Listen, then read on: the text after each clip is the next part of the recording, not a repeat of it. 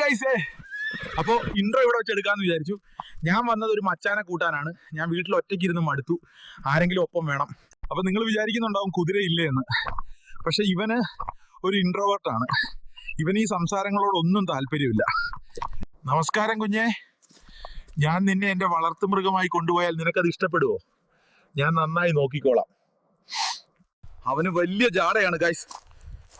ഈ ലോകത്ത് ഞാൻ ഇനി ഒറ്റയ്ക്ക് ജീവിക്കണോ? ഇത് വളരെ അധികം സങ്കടപ്പെടുത്തുന്ന കാര്യമാണ്.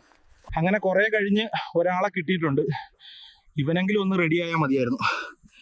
ഞാൻ വല്ലാതെ ക്ഷീണിച്ചു.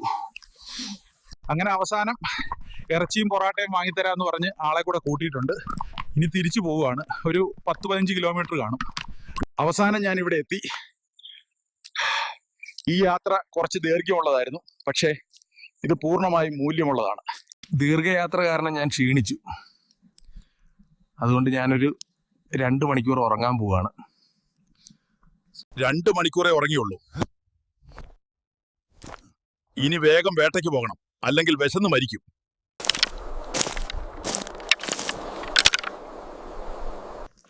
നല്ല ഒന്നാന്തരം മാനിനെ കിട്ടിയിട്ടുണ്ട്. കേരളത്തിൽ ഇത് ഭക്ഷിക്കൽ ലീഗലാണോ എന്ന് എനിക്കറിയില്ല, പക്ഷെ ഇവിടെ എല്ലാം ഓക്കെയാണ്. ഗൈസ്, ഞാൻ തൊലിയൊക്കെ കളഞ്ഞ് ഇനി നമ്മുടെ മസാലയൊക്കെ ചേർത്ത് കൊട്ടപ്പനാക്കി എടുക്കണം. അത്യാവശ്യം വലിപ്പമൊക്കെ ഉണ്ട്. കാല് മാത്രമേ ഇന്ന് വെക്കുന്നുള്ളൂ, ബാക്കി നാളെ നോക്കാം. അപ്പൊ വരയൊക്കെ ഇട്ട് കൊടുക്കുക സുഹൃത്തുക്കളെ, എന്നാലേ മസാലയൊക്കെ നേരെ പിടിക്കുള്ളൂ. അപ്പൊ മസാല പുരട്ടുവാണ്.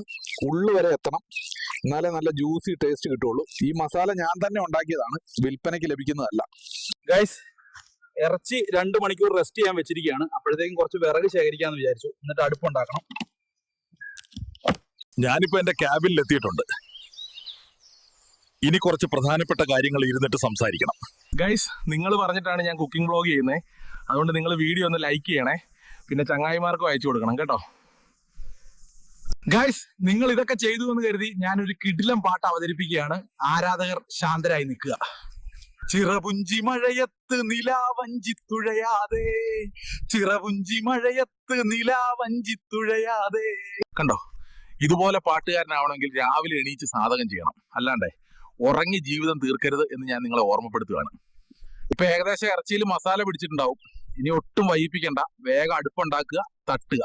പിന്നെ നമ്മുടെ മച്ചാനെ കുറിച്ച് എന്താ നിങ്ങളുടെ അഭിപ്രായം?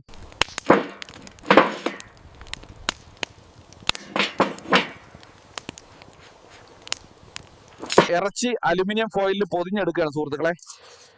ഈ മസാലയ്ക്ക് തന്നെ ഒരു പ്രത്യേക മണമുണ്ട്. ഇനി ഇത് ഗ്രില്ലിൽ വെക്കണം.